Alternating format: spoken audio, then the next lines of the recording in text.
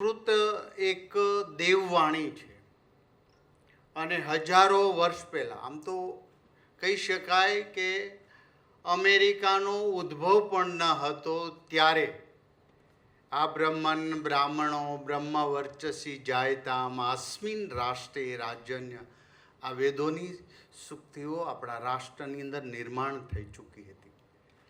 કાશ્મીરથી કન્યાકુમારી એક સમયે ચડતી પડતી આવી. સંસ્કૃત એ રાષ્ટ્રનો આત્મા છે, જેને આપણે ચિત્તી કહીએ છીએ. કોઈ દુનિયામાં કોઈ દેશના આત્મા નથી. ભારતના આત્માને આપણે ચિત્તી કહીએ છીએ. આ ચિત્તીને બચાવવા માટે, એમના આત્માના માટે અહીંયા ઉપસ્થિત થયા. ત્યારે 1000 વર્ષ પૂર્વે સંસ્કૃતિ ઉપર ભયંકર આક્રમણ થયું, વેદો લુપ્ત થવાની આરે હતા. ત્યારે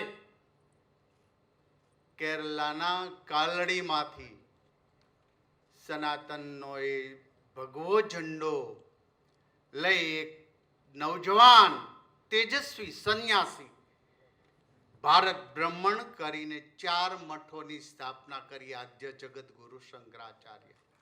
અને આપણે સદભાગ્ય છીએ કે ગુજરાતની અંદર આપણે સામવેદની જવાબદારી અહીં આપી છે. આપણા મઠને 4 મઠમાં એક વેદ. અને આજે પણ ગુંજી રહ્યું છે જ્ઞાન. સંસ્કૃતની અંદર અનેક એમને બોલીએ તો શરીરના હોર્મોન્સ એક બેલેન્સ થાય. એમની ભાષામાં મૃત. તમે દુનિયામાં ગમે એટલી બુક બેસ્ટ સેલર હશે, આ છે તે છે, ઈશ્વરનું વર્ણન, કોઈ પોતાની પ્રિયતમાનું વર્ણન કર્યું હોય, આ તે છે, ઈશ્વરનું વર્ણન જયદેવે ગીત ગોવિંદ ગાયું છે. આ બે આ રાષ્ટ્રની ધરતી છે.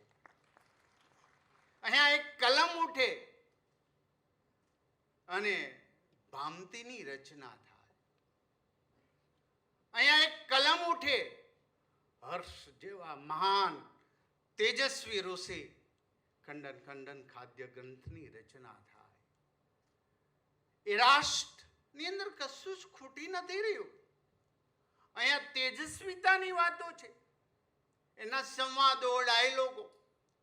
5000 વર્ષ પૂર્વે ભગવાનની વાણી કુરુક્ષેત્રની અંદર ગીતા ના એ 18 અધ્યાય આજે પણ દુનિયાને નવું લાગે છે. 5000 વર્ષ પછી પણ એ વિચારો નવા, કારણ કે ભગવાનની વાણી છે સંસ્કૃતની અંદર.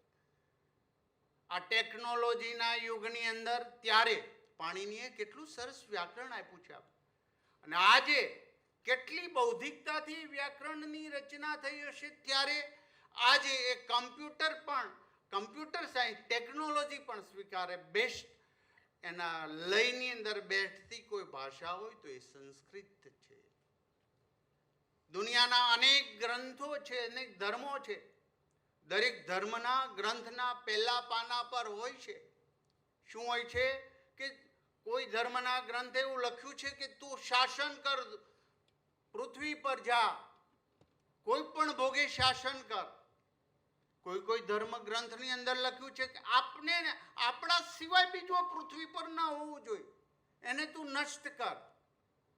ત્યારે ભારતીય સંસ્કૃતના પાનું ખોલી ઈશોપનિષદની અંદર ઈશાવાસ્યમ મિદમ સર્વ યત્ કિંચ જગત્યામ જગત તેન ત્યક્તેન ભુંજીથામાં ગ્રથ્ય કશ્યસ્વિદગમ.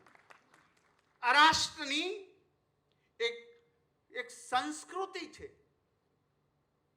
અને એ સંસ્કૃતિની અંદર ભારતે વસુદેવ કુટુંબકમનો નારો વિશ્વને આપ્યો છે.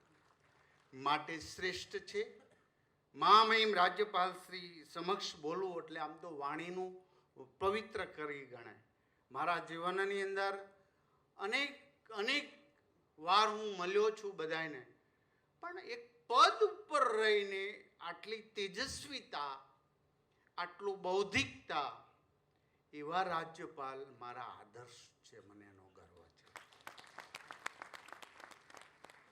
અહીંયા બૌદ્ધિકતાને પૂજાય છે. માટે આવો સૌ સાથે મળીને એ દીપ પ્રજ્વલિત રાખીએ કે અહીંયા દુશ્મનોને નષ્ટ કરવાની વાત સંસ્કૃતમાં કહી જ નથી.